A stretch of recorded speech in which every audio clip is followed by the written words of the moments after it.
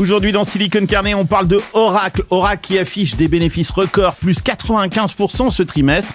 Mais ça ne les a pas empêchés de virer 30 000 personnes avec un mail envoyé à 6h du matin. Deux possibilités, soit c'est l'IA qui détruit ses jobs, soit on nous raconte n'importe quoi. On a regardé ça de plus près et on a peut-être la réponse. Et puis on parle de OpenClaw, cet orchestrateur d'agents IA qui a fait découvrir Claude à des centaines de milliers de développeurs. Pourtant, Anthropic vient de tuer la poule aux œufs d'or en expliquant qu'on ne peut plus utiliser son abonnement Pro ou Max pour faire tourner OpenClaw. Résultat, les coûts API explosent, les développeurs ne savent plus où aller et OpenAI se frotte les mains. Et enfin, TBPN, le talk show tech le plus influent de la vallée, qui ne fait que quelques dizaines de milliers de vues par jour, vient de se faire acheter pour 100 millions de dollars par OpenAI. Vous allez le voir, ils n'ont pas racheté un simple média, ils ont pris le contrôle du narratif sur l'IA.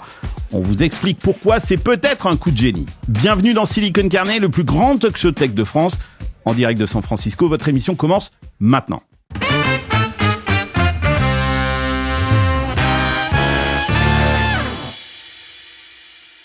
À mes côtés pour cette émission, Valran Moulet-Berthaud, en direct de Paris. Comment tu vas, mon Valran ? Ça va super, ravi d'être là. Et en plus, il y a une news média absolument incroyable à décrypter aujourd'hui. Ah je l'ai mise pour toi. Je savais que tu allais être là, donc je me suis dit, il faut qu'on parle de TBPN. Est-ce que c'est une bonne nouvelle pour nous, finalement, c'est ça la question qu'on va se poser. C'est une bonne nouvelle pour nous, mais on en reparlera.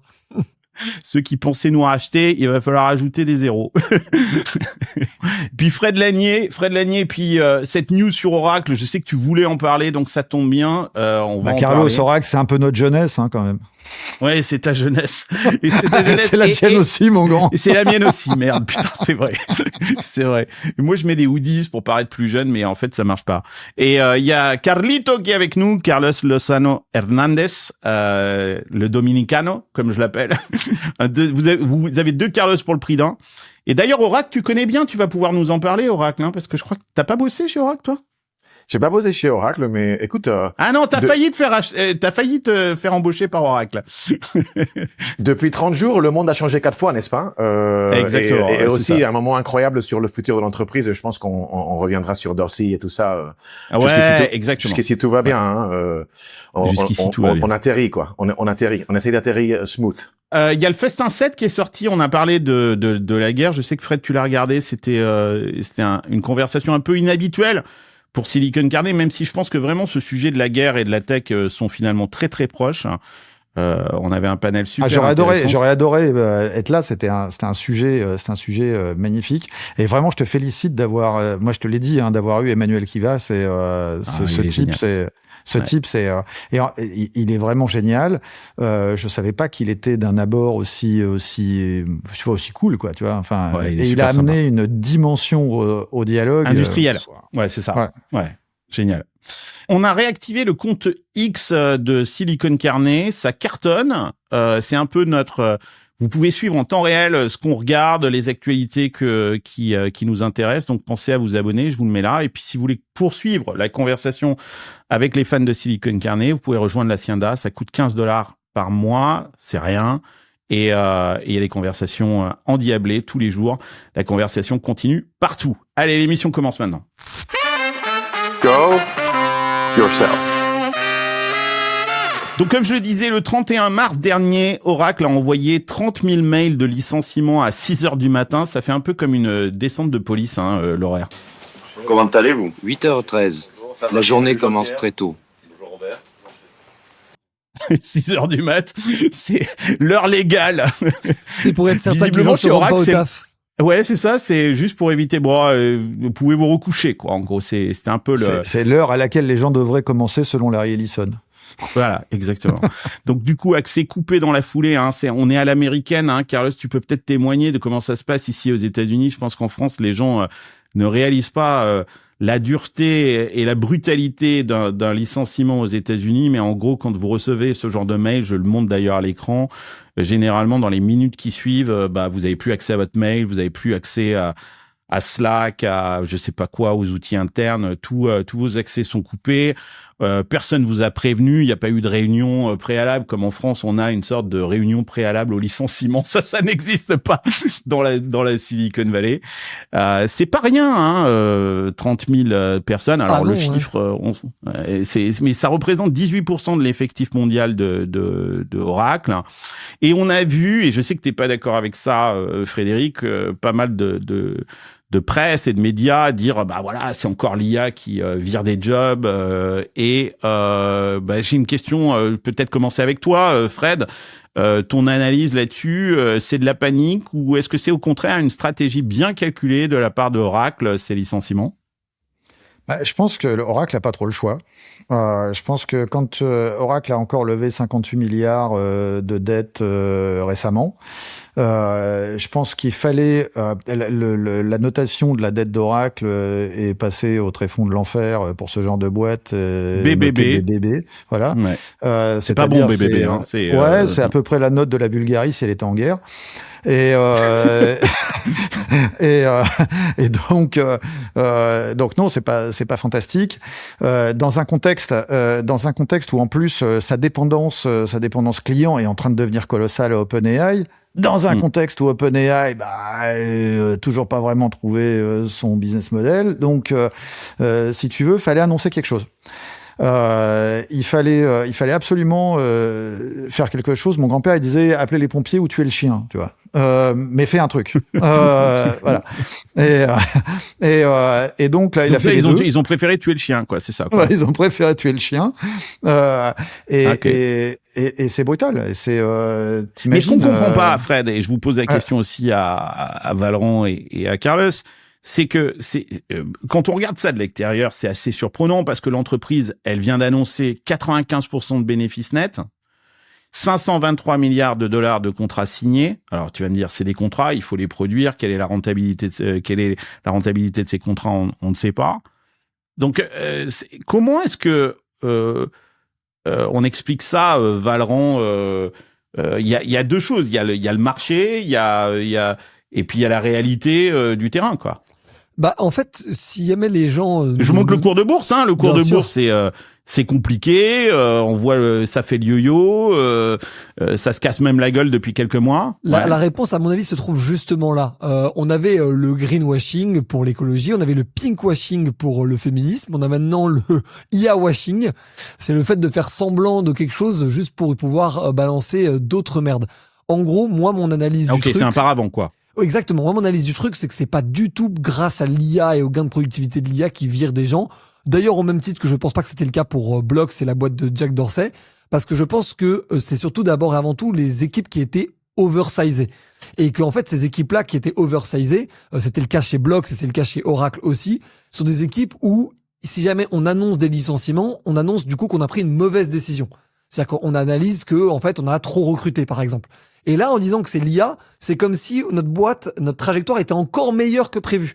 Donc en fait, je pense que c'est d'abord et avant tout, toute cette histoire est une communication envers le cours de bourse et que Oracle espérait réussir à prendre le gain boursier qu'avait eu Blocks et réussir à le prendre eux aussi parce qu'ils sont pas du tout bien d'un point de vue du cours de bourse. Et ce cours de bourse n'a pas aucune valeur et c'est pas juste la température à stade, c'est que comme ils sont très endettés, ce cours de bourse c'est aussi leur capacité de refinancement. Parce que, alors c'est des calculs qui sont pas exacts, hein, c'est des estimations, mais les licenciements auraient fait économiser à Oracle 5 à 10 milliards par an. Mais en fait, 5 à 10 milliards par an, c'est pas grand chose par rapport aux 158, tu disais Fred, milliards de dettes qu'ils ont, tu vois. Et donc, en fait, pour moi, c'est plutôt un symbole marché, un signal envoyé que on est nous aussi dans le coup. C'est d'abord et avant tout ça. Et après, on regrette toujours. Mais il y a un truc à ne surtout pas rater. Vas-y. Il y a un truc à ne surtout pas rater quand on parle de sociétés de cette taille-là cotée en bourse, c'est que le free cash flow devient négatif. Et ça justifie. Explique pour les auditeurs. Qu'est-ce que c'est que le free cash flow et qu'est-ce que tu entends par le fait qu'il devient négatif? C'est quand tu prends cette capacité à générer. la somme des profits, et que au lieu de regarder le profit intégrant les amortissements, en soustrayant les amortissements, en soustrayant les charges financières et tout ça, tu vas arriver à ce qui va être le fameux EBITDA. À l'opposé, le free cash flow, c'est ce qui reste vraiment, c'est-à-dire en considérant les amortissements, en considérant la valeur que tu as déboursée plein pot. Si tu as acheté des équipements pour une durée que tu as amorti sur 3 ans, ben là, tu vas regarder ce qui se passe sur ta trésorerie. Et ta trésorerie, elle va prendre tout dans la tronche, tout ton investissement dans la tronche. Et donc, il y a ça qui s'est passé. Il y a le fait que la charge d'intérêt commence à croître beaucoup plus vite que la croissance même. Alors on explique de la ça boîte. parce que je suis pas sûr que ce soit très clair là ce que tu viens de dire. C'est-à-dire que tu veux dire par là qu'ils n'ont pas assez de free cash flow, donc ils ont fait appel à de la dette pour financer ces coûts d'infrastructure. La dette devient colossale, c'est plusieurs centaines de milliards de dollars. Je crois qu'il était encore positif ce trimestre-là, mais qu'il ne l'est plus le trimestre prochain. Je crois que c'est ça, pour être exact. D'accord. Et c'est donc, 5 milliards, les intérêts de la dette chez Oracle. C'est quand même pas un... C'est pour ça que je te disais tout à l'heure, 5 à 10, c'est pas rien non plus, parce que ça correspond aux intérêts de la dette, qui a été multiplié par 4, ces intérêts, depuis septembre. Pourquoi ? Parce que les taux d'intérêt ont augmenté. Ça paraît débile quand on dit les taux d'intérêt passent de 0,25 à 0,75. Ben, c'est multiplié par 3, quoi, tu vois. Donc tes taux d'intérêt, là, ils sont en train de rembourser en taux d'intérêt quelque chose comme 5 milliards par an, quoi. Entre 4 et 5 milliards par an. C'est colossal, quoi. Rien que de taux d'intérêt. Ouais. Stratégie ou panique chez Oracle, ni l'un ni l'autre. C'est de la compta. Je suis d'accord. C'est malheureusement un playbook américain. Je suis allé quand même chercher des infos de l'intérieur pour savoir comment certains amis vont. Un de mes anciens patrons, c'est un patron d'une des équipes IA chez Oracle, et vu de l'intérieur, ça ressemble pas forcément à une grande stratégie hyper ciblée, mais plutôt chaque leader a été obligé de raser de 14 à 15% de leur effectif. Et toute l'entreprise est passée à la tondeuse, et surtout, et ça je l'ai pas vu passer, c'est la 3e restructuration en moins d'1 an. Donc là, on n'est plus sur de l'ajustement de finesse, on est vraiment dans la mécanique à rouleau compresseur, quoi. Et ce que tu disais, Carlos, ça choque. Moi, je mets ma casquette d'être relocalisé de Paris à San Francisco, et tu trembles parce que ici, 4 semaines plus 1 semaine à l'année, plafonné à 6 mois, attention. Donc en fait, finalement, même si tu as fait carrière chez Oracle, c'est finito, quoi. C'est plafonné à 26 semaines. Le plus frappant, c'est ce que vous avez dit, c'est un peu la normalisation, la banalisation du truc, quoi. Commentaire intéressant de ces sources que moi aussi je préfère anonymiser, c'est un peu la culture américaine. Bon, tourne la page and move on. Mais quand même, c'est un gros choc parce que le point le plus dur... Move on where ? Quoi, tu vois ce que je veux dire ? C'est move on where ? Parce que c'est partout, quoi, cette histoire, quoi. Ouais. Et le point le plus dur, c'est si tu as fait toute ta carrière chez Oracle, tu connais Oracle, mais tu connais pas le monde. Et donc, voilà, ça va être compliqué. Donc, pour moi, le contexte macro, cette idée de dire pression IA, le CAPEX, la dette, le retour terrain, ça ressemble plutôt à une restructuration de pourcentage. Les chiffres que j'ai recollectés, c'est plutôt tu t'économises 2 milliards de dollars. Les maths, c'est pas pour créer du cash flow pour rembourser cette dette de 300 milliards de dollars, quoi. Enfin, on est vraiment sur une restructuration avec une rumeur. C'est pour faire remonter l'action. 2% qui remonte 1 milliard économisé, tu fais remonter d'1 point, quoi, on va dire. Il y a une rumeur, c'est que c'est pas fini encore, malheureusement. Je voulais remercier Conto pour leur soutien à Silicon Carnet, je les connais bien maintenant. Et si tu t'apprêtes à créer ta boîte en France, ce que je vais te dire dans les prochaines secondes risque de te faire gagner un temps précieux, parce que créer sa boîte, c'est génial. Mais c'est aussi tout un tas de démarches administratives, et je sais, tu t'en passerais volontiers. En plus, tu as la réforme 2026 qui arrive et qui impose la facturation électronique à toutes les entreprises françaises. Justement, c'est là que Conto change la donne, parce qu'ils ont non seulement des experts qui t'accompagnent gratuitement pour créer ton entreprise, mais maintenant, tu peux accéder directement à leur compte pro avec la facturation électronique déjà incluse. T'as pas besoin d'un outil supplémentaire, pas de ligne de dépense en plus. C'est la solution tout en un qui va te faire gagner du temps. Tu crées une facture en 1 minute, tu suis son statut en temps réel, et quand le paiement arrive, il est automatiquement rapproché à la facture. Comme ça, la compta est simplifiée. Il y a déjà 600 000 entrepreneurs qui utilisent Conto. C'est une entreprise sur 4 en France. Alors, si tu te lances, tu vas sur conto.com. Ça s'écrit QONTO.com. Et ils ont été super sympas. Ils nous ont filé un code. Le code, c'est Silicon50. Tu peux l'utiliser et tu recevras 50 € sur ton compte pro au moment de la création. Voilà. Allez, retour à ton épisode. Ok, donc en fait, ce que vous êtes en train de dire, c'est que la narrative autour de l'IA est en train de remplacer les jobs. Derrière, c'est plus une logique financière. Larry Ellison a fait un pari pharaonique. Il a 300 milliards de dollars de partenariat avec OpenAI. Il a 156 milliards de dépenses d'infrastructure à faire. Et il fait reposer tout cet investissement sur de la dette. Or, il n'a pas la trésorerie, c'est ça ce que je comprends, où il l'a de moins en moins, et les taux sont en train de monter. Donc, il a besoin de trouver du cash, et la meilleure façon, c'est ça qui est dingue, c'est qu'aux États-Unis, la meilleure façon de trouver du cash, c'est de virer les gens, quoi, en fait. Et je rajouterais un dernier détail, et après, je laisserai Carlito dérouler, c'est quand même différent de Block sur un point, c'est que Block, c'est une boîte qui est digital native. C'est-à-dire que c'est une boîte qui est créée par, on peut difficilement faire plus dingue de tech que Jack Dorsey. Là où Oracle, c'est une boîte qui date. C'est une 50aine d'années, Oracle, que ça existe. Et donc, on se retrouve face à une boîte qui est potentiellement beaucoup moins agile que l'est Blocks, qui est quand même une app, enfin une boîte composée de gens qui sont des crypto-anarchistes, qui sont des tech guys de la première heure, qui sont des gens qui vraiment sont d'abord et avant tout des équipes extrêmement fines sur les nouvelles innovations. Ce qui est peut-être moins le cas de Oracle, qui en plus est une boîte quand même beaucoup plus grosse, c'est quasiment 100 000 personnes. On va en parler avec Carlito justement de ça, sur ce changement de paradigme managérial. Mais avant ça, c'est vrai que tu parles de Block, c'est la boîte de Jack Dorsey dans le domaine de la fintech.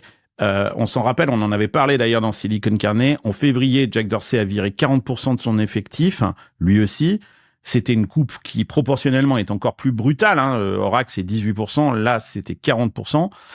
Et quand on regarde les conditions qui ont été apportées par Block, alors je sais, peut-être qu'en France, les gens vont dire c'est rien, mais ici aux États-Unis, moi vendredi, je prenais un café avec quelqu'un de chez Block qui n'a pas été viré, donc je ne vais pas donner son nom, mais elle me disait, je me demande si j'aurais pas mieux fait de me faire virer parce qu'en fait les conditions étaient super bonnes, quoi. En fait, 20 semaines de salaire de base contre 4 chez Oracle, 1 semaine par année d'ancienneté, donc voilà, une prime de $5,000 que de chi chez Oracle.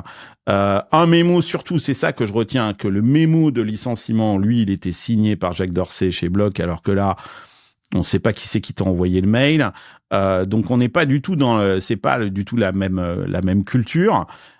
Mais Dorsey, depuis ce licenciement, il parle, et notamment il y a une interview exclusive avec Wired où Carlito, il a exposé un petit peu cette philosophie, et c'est intéressant ce qu'il dit. Je vous propose de l'écouter parce qu'en fait, il explique que s'il a viré, alors j'ai entendu ce que tu as dit, Valorant, en disant c'est un peu le même topo, ils avaient trop recruté, c'est probable chez Block, mais lui, il a une autre explication. Il dit que s'il devait recréer Block aujourd'hui, il recréerait pas la même boîte. Je vous propose qu'on l'écoute rapidement et on revient pour commenter tout ça. I mean, just from one measurement of how far along we are would be the depth from me to any other individual in the company. Mm-hmm. And I would say our max depth right now is probably 5. Okay. Folks between me and anyone in the company. I would want to get that down to 2 to 3, this year. And in the most ideal case, there is no layer. Everyone in the company reports to me. And that would be, all 6,000 of the company. And that feels somewhat, ridiculous when you consider like the old structure, but when you consider that, the majority of our work is going through this intelligence layer, it's a lot more manageable. And that goes into the roles, going forward. We want to normalize down to just 3 roles. Il fait pas juste des licenciements, il publie un manifesto, il parle de quoi? Il parle de Company World Model. Et moi, évidemment, j'ai été interpellé et j'ai rebondi direct. Il parle de modéliser ce que l'entreprise fait. Mais si on va un peu plus loin, ce qu'il faut, c'est des modèles IA qui te permettent de comprendre ce que l'entreprise pense. ce que l'entreprise croit d'elle-même, quelles règles implicites elle suit, comment ses équipes interprètent les informations différemment. Et c'est là où je pense que c'est pour ça que j'ai été vraiment interpellé de cet entretien, parce que c'est là où ce que moi j'appelle les belief states, les belief models deviennent super intéressants. Tu peux les modéliser au niveau de l'entreprise, de différentes équipes, des individus. Tu regardes les écarts, les contradictions, comment ça évolue dans le temps. Les belief models, on explique que c'est grosso modo, tu crées une sorte de constitution pratiquement, c'est-à-dire un acte fondateur au sein de ton entreprise qui dit que tout ce que produit l'IA doit respecter cette constitution avec des croyances très très fortes qui sont propres à chaque entreprise, qu'elle soit technique ou même politique, quoi. C'est ça. Mais ce qui est important, c'est que ça, c'est un truc que les modèles de langage peuvent pas te donner. Donc, il manque un bout dans l'architecture. Et ce que Dorsey disait, c'est que on est encore early, on est tôt, et ça arrive. Et moi, j'ai rebondi parce que c'est justement ce qu'on est en train de bosser en stealth. Parce que quand ce système il tourne en continu, avec ses apprentissages, la détection de la dissonance cognitive, révision des hypothèses, il finit par construire un truc beaucoup plus profond. Un inner world model. Un modèle du monde interne de l'entreprise. Une représentation mentale plus stable. Et donc, du coup, l'idée, c'est de se dire, les modèles de langage sont l'interface avec les humains et ces nouvelles IA qui arrivent, parce que le raisonnement réel, l'interprétation, c'est un processus continu qui doit se faire en quantifiant l'incertitude. Et c'est ça que j'ai trouvé super intéressant de ce dialogue avec Billy, le cofondateur de HubSpot, et Jack Dorsey. Exact. Et il fait écho, effectivement, comme tu dis, à un essai qui est intitulé, que je vous invite véritablement, je vous le montre là, qui, si vous nous regardez sur YouTube, que je vous invite à aller lire, qui est passionnant, qui s'appelle De la hiérarchie à l'intelligence, From Hierarchy to Intelligence. S'il est publié sur le site de Block et aussi sur celui de Sequoia. Sequoia, c'est l'investisseur. Et la thèse, elle est super intéressante. Ce qu'ils sont en train d'expliquer, c'est que la hiérarchie d'entreprise, c'est un protocole, en fait, finalement, de routage d'informations qui est vieux de 2000 ans. Ça a été inventé par l'armée romaine et ça a été formalisé, d'ailleurs, tu vas apprécier, Fred, par les militaires prussiens. Et puis ensuite importé dans le business américain par les ingénieurs des chemins de fer dans les années 1840. Donc pour la première fois, ce qui est intéressant là, c'est que l'IA peut remplacer cette fonction de coordination, ce qu'on appelle souvent les bullshit jobs, c'est-à-dire qu'on dit, il y a plein de gens dans la boîte, ils foutent rien, ils sont qu'en réunion, ils sont là que pour router de l'information d'un point A à un point B, on a l'impression qu'ils font rien.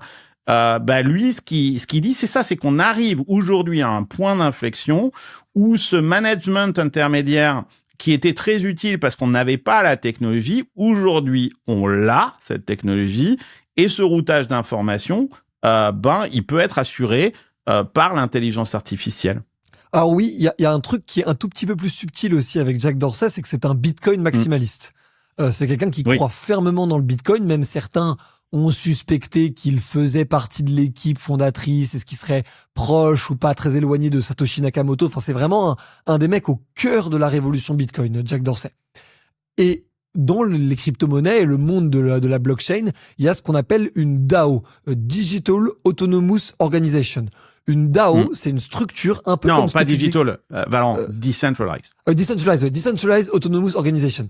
Et ce qu'il explique d'ailleurs dans Hierarchy versus Intelligence, c'est en fait exactement le modèle des DAO. Le modèle des DAO, c'est l'idéal en gros d'une organisation dans lequel chaque intermédiaire manager en fait est supprimé au profit d'une répartition très claire des tâches. C'est-à-dire, par exemple, on tourne l'émission Silicon Carnet, le boss, c'est la DAO, et la DAO dit Carlos prépare l'émission, Fred prépare tel sujet, Valran, tu mets tes cheveux comme ça. Enfin, et en fait, on est payé, rétribué en Bitcoin ou en crypto-monnaie pour ces tâches qu'on a accomplies avec preuve de l'accomplissement. Et c'est un peu redescendu en hype après la hype des NFT, les DAO, mais c'est un truc sur lequel beaucoup de gens maximalistes croient énormément comme futur du travail et futur des organisations, parce que certains estiment que même des États pourraient être en fait des DAO. Mais là, il va directement vers ce modèle de DAO. Et ce qui me fait penser aussi à un tweet récent d'ailleurs de Marc Andreessen qui remet la blockchain sur le devant de la scène avec cette intelligence artificielle, parce que dans cette DAO et dans ce modèle que tu décris, Carlito, les agents vont prendre des actions et des décisions autonomes qui peuvent demander des paiements. Sauf qu'aujourd'hui, tu ne peux pas faire un paiement online sans qu'il y ait un humain qui ait déclenché ce paiement-là. Donc, on a besoin d'une couche décentralisée du type blockchain pour que ces agents aient des capacités de paiement.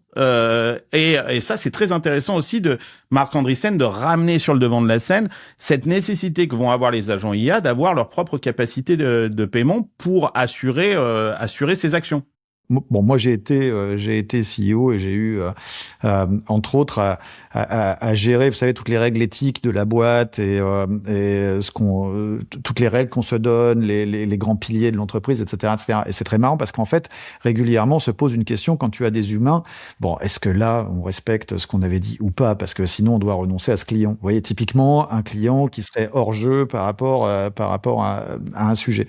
Là, je voudrais voir à quel moment on débranche l'agent éthique qui a dit non, on bosse pas avec eux. Ah oui, mais ça fait quand même plein d'EBITDA, ce compte. Non, je voudrais qu'on le fasse, quoi, tu vois. Je me demande comment on débranche des trucs. Tu veux dire qu'il va y avoir des négociations entre IA et humains pour débrancher certainement, il y aura des négociations entre IA et humains. Je pose une rapide question. Si Oracle, je reviens à Oracle, si Oracle peut virer 18% de ses effectifs avec, tout en continuant à afficher des résultats et un carnet de commandes, qu'est-ce qui empêche les autres de faire pareil? Parce que c'est un truc qu'on avait un petit peu vu au moment où Musk avait racheté X, où il avait viré une grande partie des gens en disant mais X peut très bien fonctionner avec beaucoup de moins de monde. Tout le monde s'était foutu de sa gueule et X fonctionne. Et tout d'un coup, tout le monde a dégraissé le mammouth parce qu'il s'est dit si Elon Musk y est arrivé, nous aussi on peut y arriver. Est-ce que vous pensez que ce signal qu'on est en train de voir de la part de Block, de la part d'Oracle, va déclencher une réaction en chaîne auprès de plein d'autres acteurs, ce que semble dire effectivement le Gartner en disant que les projections, il parle de 32 millions d'emplois qui seront significativement transformés par l'IA chaque année dans les prochaines années. C'est-à-dire que, en gros, 32 millions, c'est la population active française. Hein. Chaque année, imaginez la population active française qui sera transformée à cause de l'IA, ce qui va donc créer un creux, mais il reste très positif sur le long terme. C'est quoi votre pensée par rapport à ça ? Bon, moi, je disais, j'ai eu beaucoup de développeurs et j'ai eu à gérer l'arrivée de l'IA avant de vendre ma boîte et c'est quelque chose que j'ai vu arriver de loin et qui m'a poussé sans savoir exactement ce qui allait se passer. Je veux dire, c'est pas voilà, mais de me dire. Ouais, de me dire, il faut savoir à un moment donné dire stop et pas prendre le risque suivant. Et donc, ouais, moi, j'ai vu ce truc se produire. J'étais encore dedans après, quand ça commençait à frapper les équipes. Et il est clair que cette population-là est naturellement. Et quand vous regardez aussi ce qui rapporte de l'argent en IA, c'est la production de code.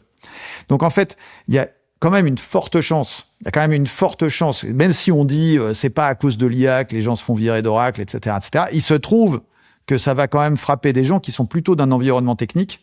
Il se trouve que ça va plutôt frapper des gens qui soit fixent des problèmes, soit font du code, soit font autour de sujets techniques. Et je pense qu'on va rentrer maintenant dans une ère de réplique, effectivement. Ça va servir. Je pense que oui, ça va servir un peu de day one. Même si c'était pas tout à fait le day one, il y en a déjà eu quelques-uns avant. Mais dans ce monde-là, il va y avoir des répliques. J'en suis intimement convaincu, et d'autant plus qu'effectivement, en parallèle de ça, chez OpenAI, on voit bien que Anthropic fait maintenant autant de revenus qu'eux parce qu'ils font du code, et parce qu'ils font du code depuis longtemps. Donc il y a un truc tout va pousser à ça. Tout va converger autour de ça. Et des répliques ne vont vendez s'enchaîner. pas la peau de l'ours avant de l'avoir tué. Hein. OpenAI arrive là, on va en parler. Vous allez voir dans les prochains jours. Hein. Ils arrivent avec des nouveaux modèles et sur la génération de code. Mais c'est sûr. Et Codex, c'est fantastique. Codex, c'est fantastique, etc. Donc, c'est pas encore mort, hein, OpenAI. Hein. C'est ça qui est passionnant. C'est une course de Formule 1 avec des rebondissements qui changent sans arrêt, à chaque tour, quoi, effectivement. Valorant, tu voulais dire un truc là-dessus? Moi, je pense qu'il y a quand même une vraie question qui se pose autour des modèles économiques et de l'investissement nécessaire. En gros, à quel point les bénéfices ou les revenus vont réussir à s'accoler aux investissements gargantuesques, enfin à l'équilibre en gros de ce que tout le monde a vulgairement appelé la bulle IA, qui n'est pas une bulle de est-ce que l'IA ça marche, mais qui est une bulle de est-ce que les capitaux et l'échéance de ces capitaux et les revenus vont pouvoir matcher en termes de timeline. Et encore plus avec les conneries de Trump en Iran et ce genre de choses qui font que il y a quand même des variations macroéconomiques majeures en ce moment. Donc pour moi, il y a quand même cet énorme inconnu-là parce que, mine de rien, la tirelire sera peut-être pas toujours indéfiniment ouverte pour OpenAI, pour Anthropic et pour toutes ces boîtes-là. Et bien que tout ce qui coûte cher, c'est l'infrastructure et l'entraînement des modèles, pas l'utilisation même des modèles. Et on va en parler juste dans le sujet d'après sur OpenClaw et Anthropic. La réalité, c'est qu'il y a un coût pour l'entreprise qui est énorme. Il faut qu'elle y mette un budget et une équation économique. Et si jamais c'est 5 000 ou 10 000 $ par mois pour utiliser Claude pour faire le travail d'un développeur, certes, c'est plus rentable qu'un développeur et potentiellement meilleur qu'un développeur, mais c'est pas 200 €. Et donc en fait, à partir du moment où on rentre là-dedans, on rentre dans une forme d'équilibre temporaire, mais d'équilibre économique entre est-ce que j'ai intérêt à investir sur des talents et des humains, est-ce que j'ai intérêt à investir sur l'IA, et il va y avoir un équilibre qui va se créer là-dessus. Sur les jobs techniques, moi je suis d'accord avec Fred, ça va être très très très compliqué et en même temps une opportunité d'aller créer plein de nouveaux logiciels, nouveaux trucs. Donc c'est, on va dire, il y aura plein d'entrepreneurs et plein de virés, quoi, on va dire comme ça. Dans des métiers où ça prend beaucoup de RAM, je pense à la vidéo, je pense à ce type de trucs-là, c'est pas aussi évident que tout le monde nous le promet aujourd'hui. Et je me rappelle, et parenthèse ouverte, parenthèse fermée sur la créateur économique que je connais, je me rappelle du moment où TikTok a mis sa monétisation en disant 1 € égale 1000 vues sur TikTok et ça va être génial. Tout le monde s'est mis sur TikTok et moi j'ai plein de potes créateurs qui étaient dessus. Aujourd'hui, c'est 1 € allez, 5-10 000 vues, et puis encore, c'est sous condition que ce soit plus d'une minute, et c'est sous condition qu'en fait la vidéo soit bien, et c'est en fait sous condition de je te supprime ton compte et on verra bien. C'est entre le moment où tu inondes ton marché et le moment où tu as une structure pour atteindre une rentabilité ou être rentable, c'est pas du tout les mêmes conditions et donc ça sera pas les mêmes réalités. Et je pense qu'il faut faire attention, et surtout nous qui sommes un podcast d'actu, de parfois se dire ok, c'est quoi 6 mois, c'est quoi 2 ans, c'est quoi 5 ans. Et là-dessus, je pense que les équilibres économiques seront pas forcément les mêmes que aujourd'hui, tout le monde est dopé à la levée de fonds. Et en plus, en plus que bon, ces profils techniques, ils sont très importants. Il y a des millions de gens qui travaillent dans ce domaine-là, mais à l'échelle de la planète, ça reste quand même tout petit. Hein. Je sais pas quel est le pourcentage de gens qui codent professionnellement. Je crois qu'il y a une trentaine, il y a maximum 30 millions de codeurs dans le monde, je crois. Voilà, donc sur 7 milliards, c'est pas beaucoup. D'ailleurs, regardez les chiffres de... tout le monde dit l'emploi c'est catastrophique aux États-Unis. Oui, c'est vrai, janvier-février a été catastrophique, mais là les chiffres de mars viennent de tomber, 176 000 emplois, je crois, de mémoire créés sur le mois de mars. Pourquoi ? Parce que ça recrute à fond dans le domaine du healthcare qui était en strike. Parce que les Américains, quand tu es en grève, qu'en fait tu sors du calcul du nombre d'actifs. En fait, donc là ils reviennent au travail, et puis la construction, parce que le climat il fait beau, donc la construction réembauche parce qu'il fait beau alors qu'il devrait pas faire beau. Donc sur les métiers traditionnels, ça recrute, il y a pas trop de soucis.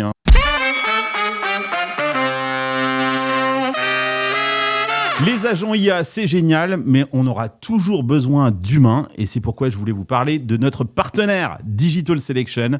C'est un cabinet international d'executive search spécialisé dans les startups et les scale-up technologiques.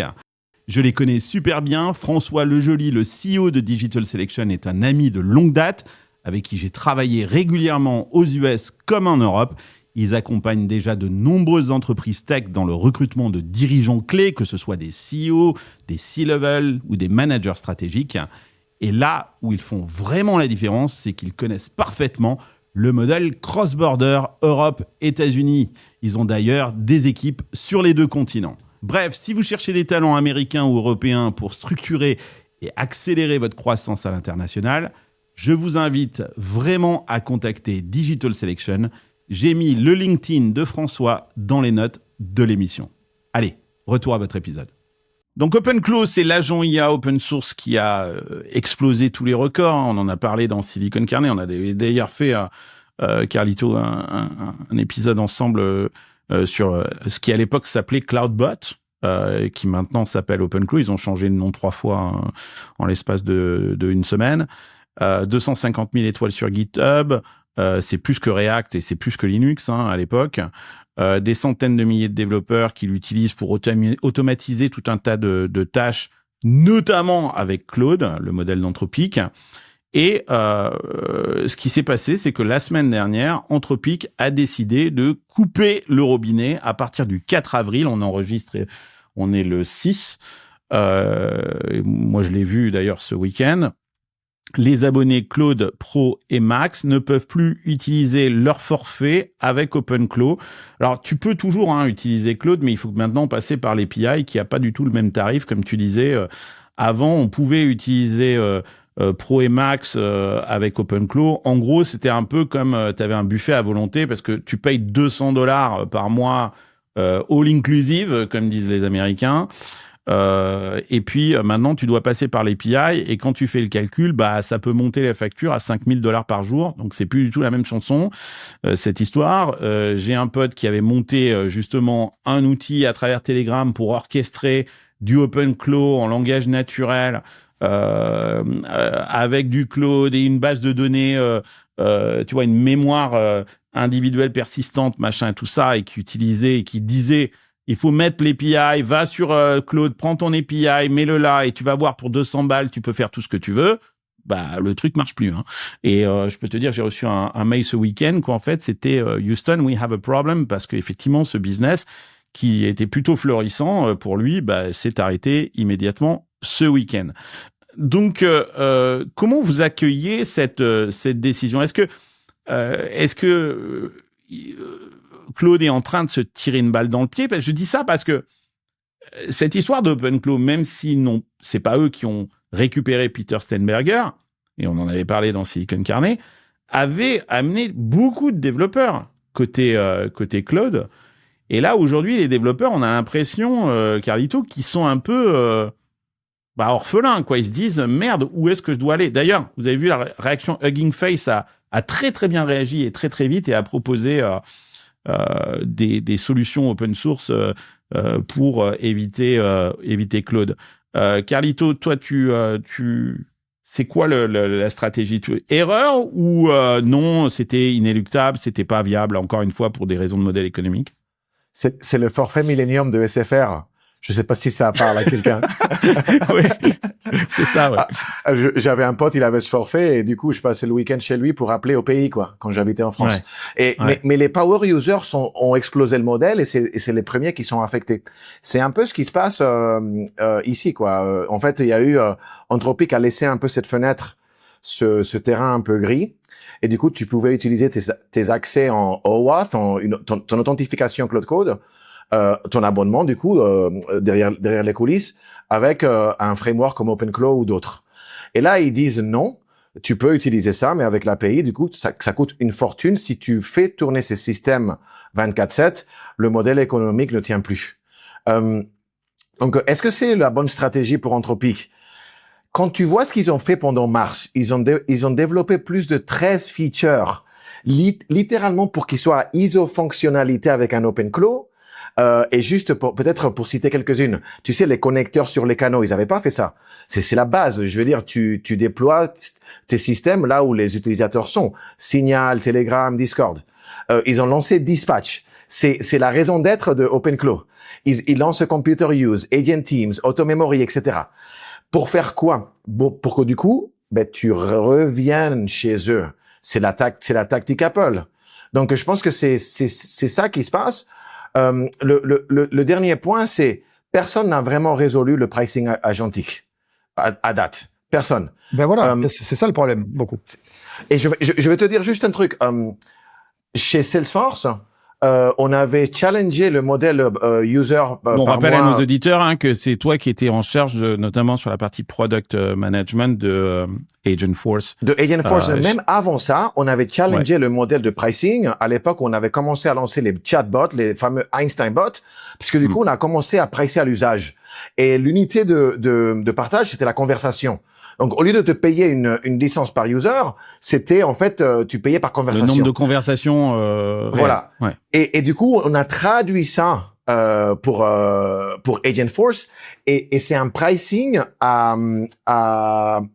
l'outcome, au résultat, par action invoquée. Si tu invoques 3 actions, je lis un mail, je extrais les topics, je réponds et j'envoie. Là, tu as fait 4 appels de tool calls, et c'est ça que tu charges. Et tu charges des dizaines de centimes par API call ou par tool call. Et du coup, tu donnes le choix aux gens. Si tu veux payer à l'usage, ou alors tu veux être un peu open bar, tu payes tes licences, et là, tu peux utiliser à gogo. Ouais. D'ailleurs, ce que tu dis est très vrai parce que Peter Steinberger, donc, qui est à l'origine du projet OpenClaw, maintenant, qui travaille chez OpenAI dans cette fondation open source, il a réagi le 4 avril à cette décision de Claude, et il dit non, effectivement, ils sont en train de copier toutes les fonctionnalités et ils sont en train d'essayer de ramener. Et en fait, Anthropic, qu'on présente comme le chevalier blanc, notamment en France, déteste l'open source. En gros, c'est ça, quoi. En fait, ils sont en train de trahir le modèle open source de OpenClaw, alors peut-être pour des bonnes raisons et pour des raisons économiques, et parce que l'inférence coûte énormément d'argent, et quand tu es en open source, le code, effectivement, c'est une chose, mais il faut faire fonctionner ce code-là. Et effectivement, c'est pour lui une trahison. En même temps, une trahison, Coco, t'as été chez OpenAI, hein, c'est l'ennemi juré de Anthropic. Donc, moi, je suis pas très, très étonné de la chose. Fred, Valran, une réaction à cette décision d'Anthropic ? Bon, pour moi, c'est très, très, très dirigé par l'économique avant tout. C'est-à-dire qu'effectivement, on est dans un usage massivement sponsorisé. Je vais quand même pas sponsoriser des utilisateurs qui viennent par un outil de l'autre maison qui, voilà. Et alors que moi-même, je suis en train de produire mon effort là-dessus. Donc, oui, ils m'ont amené plein de monde. J'ai une opportunité. Maintenant, j'ai un outil.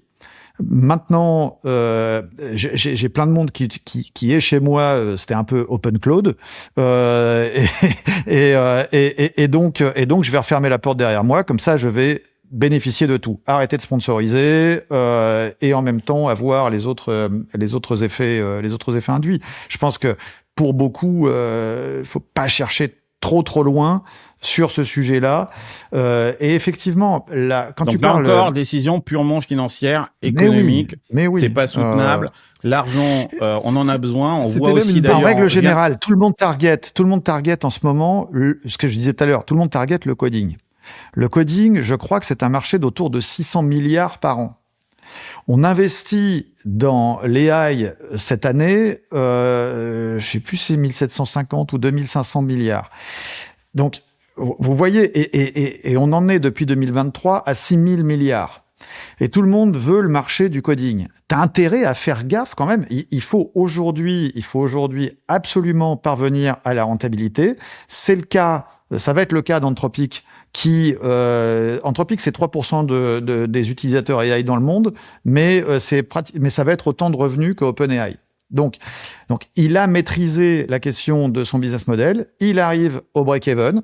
Il a aucune raison. C'est là-dessus qu'il peut plier le game avec OpenAI. Lui, il vaut 90 milliards. L'autre vaut 850 milliards. Alors qu'ils vont avoir le même revenu et que lui, il est break-even. Il a intérêt à cultiver sa différence financière à mort. Il a intérêt il est pas encore, mais il a intérêt à la cultiver à mort.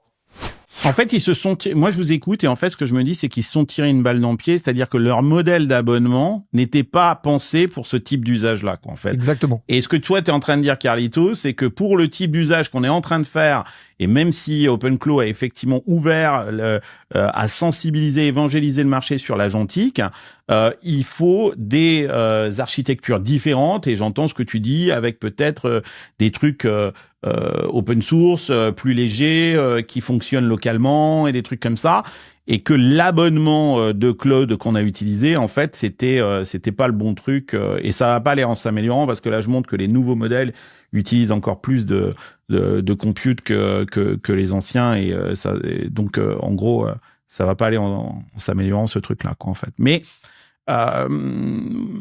ouais, je sais pas. L'IA version 1 type ChatGPT, elle est un petit peu à son instant Concorde. Moi, je suis totalement d'accord avec ce que disait Carlito, c'est-à-dire que en fait, ce que j'appelle l'instant Concorde, c'est on sait le faire. mais on peut pas économiquement le faire. Donc, il faut trouver, il y a des trucs qu'il faut arrêter de faire, il y a des trucs qu'il faut faire autrement, etc., etc. Donc, il y a tout un redispatching de cette AI et on commence à la comprendre. Personne pouvait avoir envisagé tous les business models au départ. Et face à cet instant Concorde, on dit tous, on arrête de voler. En tout cas, pas comme ça. Et je rajouterais à ça, Fred, moi, avec le Crayon Group, on bosse énormément sur la vidéo, que ce soit pour nos médias ou pour nos clients avec le surligneur. Qu'est-ce que j'ai pas entendu sur la vidéo, c'est le futur, nanana, on va faire toutes les vidéos en IA, il y aura que des vidéos IA. Il y a même eu ce phénomène culturel en France autour de l'île de la Skibidi Tentafruit, enfin des trucs complètement ubuesques et complètement, enfin moi je trouvais ça hilarant. Il se passe quoi le jour où on arrête de les subventionner et qu'il faut payer comptant le prix de la RAM et de ce genre de choses? Voilà. En fait, tu passes d'une vidéo qui te coûte 2 euros, 3 euros en ratio à une vidéo qui te coûte potentiellement 300, 400, 500 euros. Et là, pour le coup, le fait de produire la vidéo dans la vie réelle, ça redevient parfois compétitif. Donc, en fait, c'est juste que, c'est un peu comme tous les marchés qu'on inonde. Je me rappelle d'une époque où Uber, ça coûtait vraiment rien de rien. Ça coûtait un tiers d'un taxi parce que les taxis étaient trop chers et parce que les Uber étaient subventionnés. Et après, on a trouvé un équilibre où les taxis ont baissé leur prix, les Uber ont remonté leur prix et on se retrouve aujourd'hui à un Uber, ça coûte 1,3 fois moins cher qu'un taxi à peu près. Et là, on retrouve à peu près un sens économique. Ouais, c'est pas certain. Et en tout cas, nous à SF, je sais pas si t'as essayé, Carlito, ça. Moi, je suis passé sur Robotaxi. C'est-à-dire que aujourd'hui, Tesla a sorti un Uber-like. Ah, alors c'est comment? C'est passionnant. C'est-à-dire qu'en gros, tu as des Tesla nouveaux modèles qui arrivent. Alors, il y a un conducteur qui travaille d'ailleurs pour Tesla. Hein, c'est pas un indépendant. C'est quelqu'un qui est salarié de chez Tesla. Qui d'ailleurs, pour la petite anecdote, n'a pas le droit de parler avec toi. Quand tu lui adresses la parole, il dit non, je suis pas censé parler avec les passagers. Il est en full self-driving, donc il ne conduit pas. Donc Tesla conduit de façon complètement autonome. Le prix, c'est divisé par 3 par rapport à Waymo ou Uber. Wow. Oui, mais divisé encore une fois, pendant C'est-à-dire un qu'une temps. course qui coûte normalement $20 à SF, tu vois à peu près la course, hein, Carlito. Bah, je l'ai payé vendredi soir à rush hour. Donc normalement ça devrait être une heure de pointe. J'ai payé ça $8. Je vous montre les images là. Et alors c'est très drôle, quand tu veux donner un tip, il te propose de donner un tip dans l'app de Robotaxi. Et quand tu donnes un tip, il y a d'ailleurs les montants sont un peu fucked up quoi en fait. Et l'écran d'après c'est no we're kidding, we're not taking tips. En gros du style non, c'est une connerie, en fait, on prend pas de tips, on en a pas besoin, quoi, en fait. Mais je te comprends pas, c'est une... si, je te montre l'écran, il est à mourir de rire. Tu peux pas mettre de tips. C'est très moche que ça. C'est vraiment le style du bonhomme. Faut pas oublier les coussins péteurs dans les Tesla. Ouais, c'est ça. Ouais. Et moi, je me suis fait avoir la première fois quand j'ai commencé, qu'en fait, j'ai dit, le mec, putain, il est là, je vais lui donner un truc, quoi. Tu vois, je vais lui donner 15-20% de la course. Et là, t'as un message super drôle qui te dit non, mais on prend pas de tips, c'est fini ça. C'était le monde d'avant, ça. Surtout que les gens se rendent pas compte, mais un tip aux États-Unis, c'est la culture, quoi. C'est pas oui. pour boire. Moi, quoi. les Français, ils viennent, ils me disent ouais, putain, ça coûte cher parce qu'en plus, ils me demandent des tips. Moi, je les mets pas. Hein. Attends, ça va, c'est déjà super cher. J'ai dit non, mais attends, les gars, non, il faut mettre les tips. Les serveurs, aujourd'hui, le salaire minimum te permet pas de vivre. 60 à 70% de leur salaire, c'est les pourboires, quoi. Si tu mets pas de pourboires, tu t'es vraiment un gros connard, quoi. Et c'est pas quelques euros, hein, c'est 20%, quoi. C'est ça qui est. Ouais, c'est 20%. Ouais, t'as un truc à 50 balles. C'est la TVA, quoi. C'est la TVA.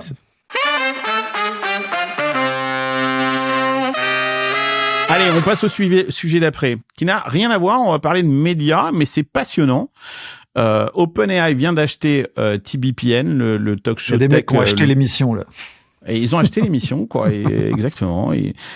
Alors TBPN, je sais pas si vous regardez. D'ailleurs, Mistral va racheter Silicon Carnet. C'est en exclusivité. Voilà, mais j'ai fait un tweet là-dessus. J'ai dit breaking news, Mistral va racheter Silicon Carnet. Alors j'ai balancé une petite joke en disant Arthur Minch aurait déclaré c'est pas pour le nouveau média, c'est juste parce que j'en ai plein le cul de les voir sur mon fil d'actualité. Mais Arthur n'a pas répondu. Mais c'était de l'humour, bien évidemment. Parce que je voulais te demander, Carlos, quand Mistral rachète, justement, moi j'ai pris les trucs face value, quoi. Quand Mistral rachète Silicon Carnet pour 100 millions, c'est quoi notre part, quoi? Et on peut en discuter en parking lot, si tu veux. Exactement. Vous serez récompensé, bien évidemment. Mais non, c'est une fake news. Quel naufrage. Nul. Nul. Et ces gens nous donnent des leçons. Personne n'a racheté Silicon Carnet, en tout cas pour le moment. Non, mais ce qui est intéressant là, c'est que TBPN, et je sais pas si en France, je pense pas que le show soit très suivi, parce que de toute façon, c'est un talk show tech, hein, comme Silicon Carnet, qui a lieu tous les jours de la semaine, hein, les mecs, lundi, mardi, mercredi, jeudi, vendredi. Et avec des invités absolument incroyables. T'avais Sam Altman, t'as Elon Musk, t'as Patrick Collison de Stripe. Enfin bon, bref, t'as des stars absolues. Mais ça ne fait que 70 000 vues par jour. C'est que chi, quoi, en fait. Donc, Valorant, toi qui es dans les médias, comment t'expliques que OpenAI rachète plus de 100 millions de dollars, on n'a pas le chiffre exact, c'est pas plusieurs centaines, mais disons que c'est peut-être 105, 106, 107, on sait pas. Un show comme TBPN qui fait 70 000 vues par jour. Bah, la news est dingue. La news est dingue et pour un mec comme moi dont les vues par jour sont en millions voire dizaines de millions, je suis un peu en mode oh waouh d'accord, on a vraiment changé d'époque. Donc c'est moi forcément d'un point de vue purement entrepreneurial, je prends ça hyper bien parce que ça met un chiffre évidemment plus élevé aujourd'hui sur ce que moi je construis, sur ce que toi tu construis Carlos, que la veille parce que ça crée toujours des standards de marché.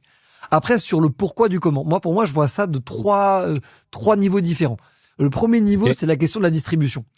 Aujourd'hui, dans une ère où on peut construire quasiment tout de manière digitale, qu'est-ce qui fait la différence? C'est la distribution.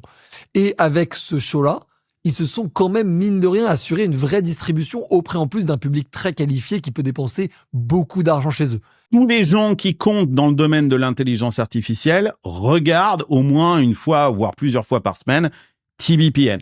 Alors effectivement, ça fait 70 000 vues, sauf que si t'as les 70 000, voilà, les chercheurs, et labos, décideurs, patrons du Fortune 500 qui regardent, bah ouais, on s'en fout que ça fasse des millions, quoi. Il suffit que t'aies les bons. Et c'est technique, hein, TBPN. Même moi qui pourtant suis assez aficionados de la tech, il y a des moments, c'est vraiment costaud. Hein. Ah non, Silicon Carnet à côté, c'est grand public. Hein. Ouais, non, mais vraiment. Ouais. Deuxième raison de ça, c'est la question de l'influence.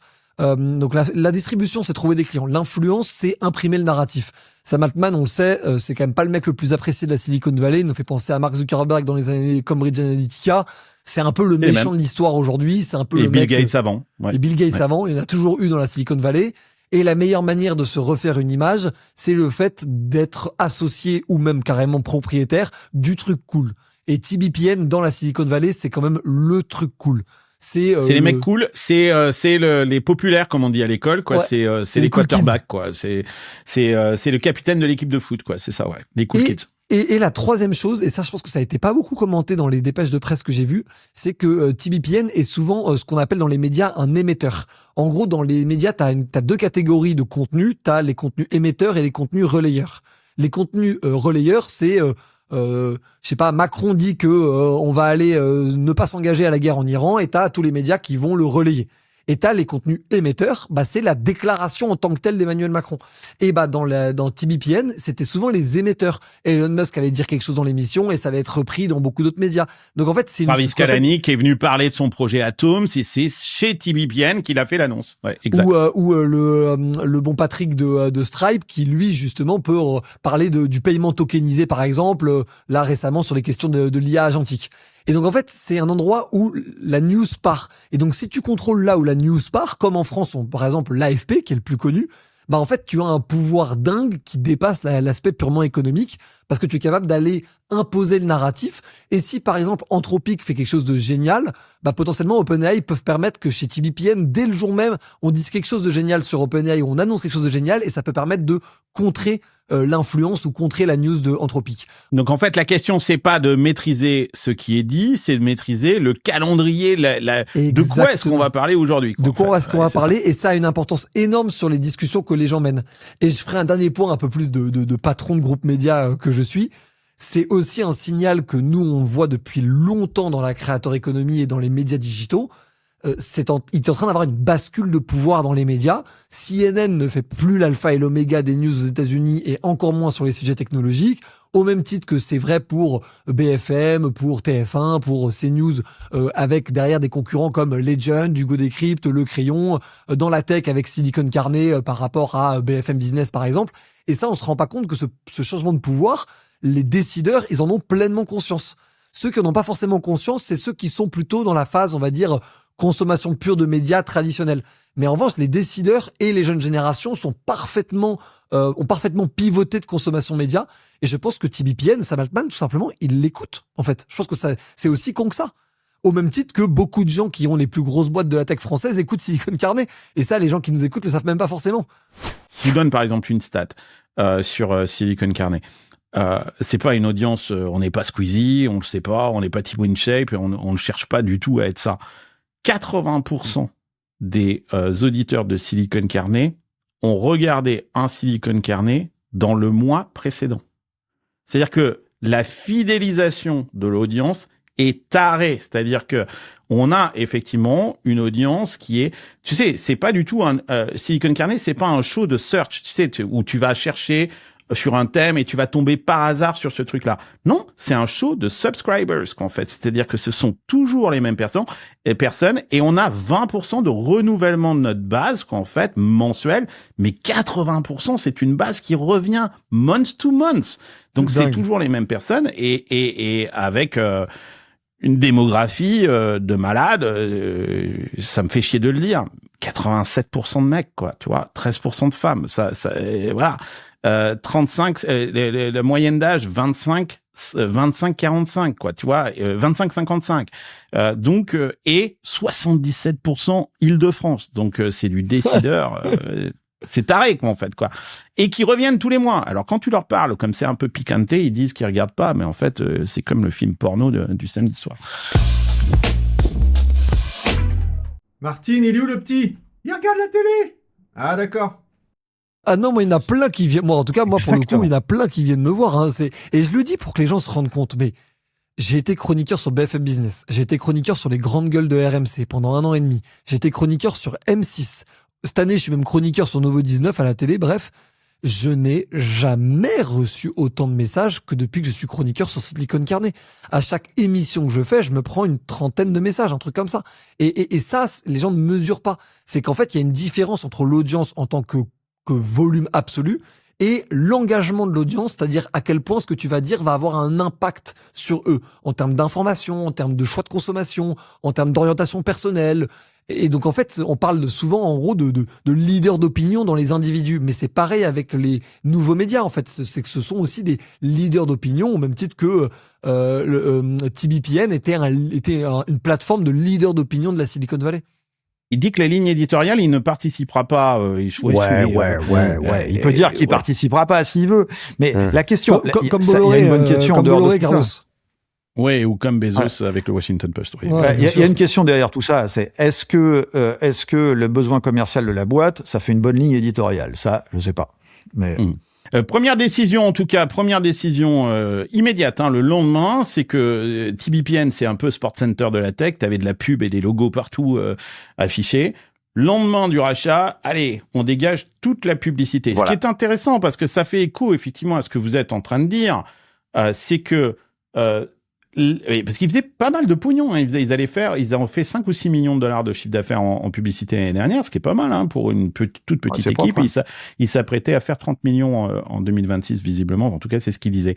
Mais effectivement, ils ont fait l'acquisition du narratif, et la seule façon pour les boîtes de contrer ce narratif, c'était par la publicité, c'est-à-dire d'interrompre le narratif de ces gens-là pour introduire ton propre narratif dans la narration avec un truc qui était lu par John Coogan ou Jordi Hayes, qui étaient les deux présentateurs de TBPN. Aujourd'hui, il n'y a plus de possibilité pour Anthropic, pour DeepMind, pour Meta ou quoi que ce soit d'interrompre la narration avec un discours personnel parce que la publicité n'existe plus. Carlito. Exactement, tu bannis la publicité des fournisseurs concurrents. tout simplement. Voilà, c'est ça. Donc moi, ça m'a fait penser à quelques trucs. Bon, petite parenthèse, je suis super biaisé Silicon Carnet, je t'aime trop Carlos, je vous aime trop. Donc du coup, c'est difficile quoi, d'avoir une opinion un peu objective. Mais j'essaye. Benioff, exemple, a acheté Time. Je sais pas si vous vous souvenez. Bien sûr. Mais c'était pas forcément la même logique, hein. C'était pas du tout la même époque. Le twist là, c'est que Sam Altman a pas du tout l'air d'appliquer la même stratégie. Et c'est ce que tu es en train de dire. Déjà, d'emblée, tu vas bannir les fournisseurs concurrents. Done. Ensuite, pourquoi TPPN cartonne? À mon sens, c'est parce que c'était 24/7, c'était du live. Il y avait les invités. Mais personnellement, quand il n'y a pas d'invités, je trouve ça ultra méga chiant, quoi. Ils sont en train de lire, en fait, les news et tout. C'est super lent. Il y a des petits moments d'accrochage. Mais c'est pas non plus ouf, hein. C'est pour ça que moi, je rejoins plutôt Fred, dans le sens, c'est un play de niche. Les personnes qui sont en train d'écouter, en fait, TBPN, c'est les mecs qui vont acheter en B2B. Justement, quoi. Et ça a rien à voir avec de la volumétrie. Là-dessus, petite réflexion un peu marrante, mais je le dis, dans ce genre de situation, si jamais il y a un podcast de cette taille-là, avec une news aussi dingue de rachat, et que la news conclut par il n'y a plus de sponsors, moi, si j'étais un entrepreneur média dans la vallée, clin d'œil Carlos, je montrais un concurrent de TBPN. Parce que là, pour le coup, tu peux être sûr que tu auras tous les concurrents d'OpenAI qui vont se précipiter chez toi pour que tu existes. Parce que mine de rien, il y a une théorie des jeux folle qui est en train de s'appliquer devant nous. Bien fait de l'inviter, hein, Carlos. Non, mais je le dis, et tu peux même le conseiller peut-être à d'autres gens que tu connais dans l'écosystème, Carlos, mais dans ce genre de situation, les gens n'ont jamais compris ça. L'industrie médiatique est une industrie qui est anti-monopolistique par essence. Le moment où il n'y a plus ce que les gens veulent, quelqu'un le créera et ça marchera. C'est aussi simple que ça. Les grands médias ont tué l'investigation. Off Investigation s'est créé, et Off Investigation, c'est 500 000 abonnés en même pas 3 ans, et c'est des millions de vues sur chacun de leurs documentaires. Donc, à partir du moment où tu détruis un truc médiatique que les gens veulent, les gens vont reprendre. Ça, y a pas de stress. Deuxième sujet, parce que je pense que les gens ne se rendent pas compte de ça aussi. Un média, ça n'est pas que de l'audience, c'est pas que des gens qui regardent et qui, tu leur dis, achète cette délicieuse bouteille de Coca-Cola, et les gens achètent. Ça va beaucoup plus loin que ça. Un média, c'est aussi du réseau. Et du réseau de dingue. Enfin, c'est la manière la plus rapide d'avoir un réseau. Le réseau que moi j'ai à 28 ans, il n'a aucun sens. Il n'y a que dans les médias que j'aurais pu créer ça. La deuxième chose, c'est de l'information. T'es quand même le premier à être au courant de ce qui se passe parce que t'es le premier que les gens vont contacter pour dire ce qui se passe. Aujourd'hui, on a Carlito qui nous donne les sources de Oracle et merci pour ça. Mais c'est TBPN qui seront les premiers à les avoir, ces sources-là. Donc, c'est de l'intelligence économique aussi. Et la troisième chose, c'est du lobbying.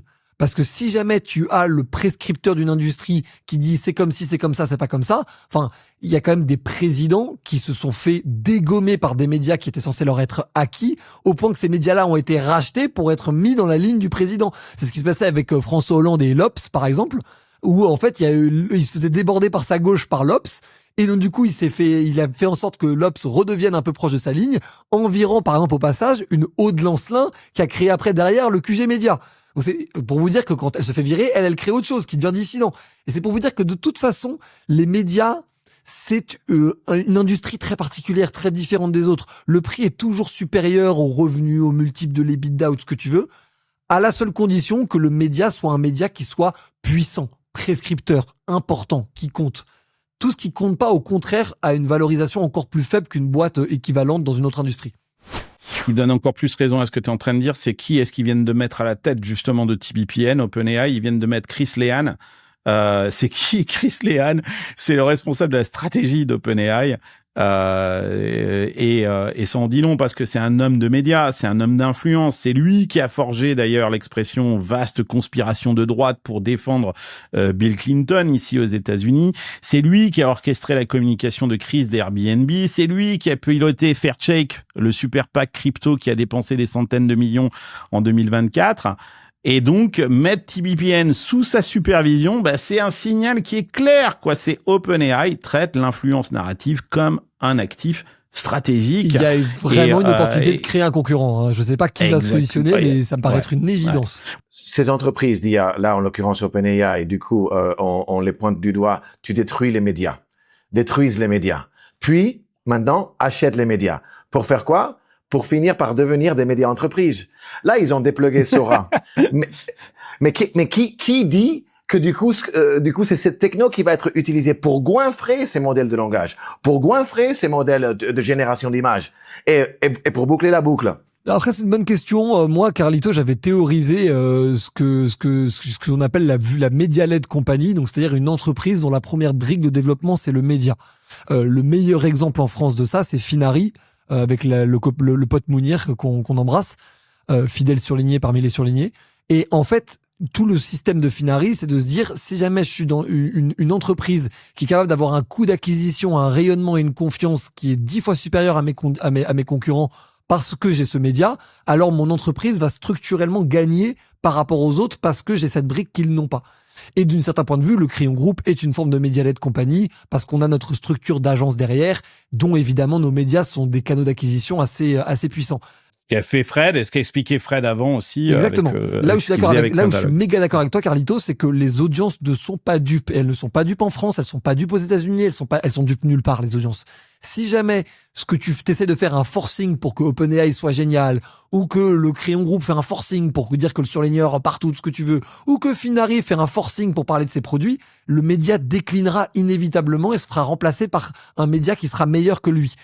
C'est pour ça que quand tu gères un média, il faut un équilibre énorme dans ta manière de créer le contenu pour vraiment bien séparer, et nous on le fait au Crayon, la partie éditoriale de la partie, on va dire, publicitaire ou servicielle.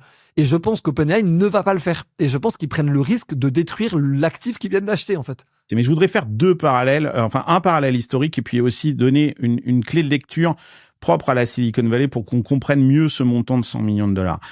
Premièrement, un parallèle historique qui est fascinant, sur lequel je suis tombé en préparant cette émission. En 1926, RCA a créé NBC, le média NBC. RCA, c'était un fabricant de radio, de postes de radio. Et l'idée, elle était simple. Si les gens n'ont pas de contenu à écouter, ben, ils achèteront pas de radio. Donc, RCA a créé le contenu en créant NBC. Et en fait, je me dis, c'est un peu la même chose ici. Carlos, Bloomberg.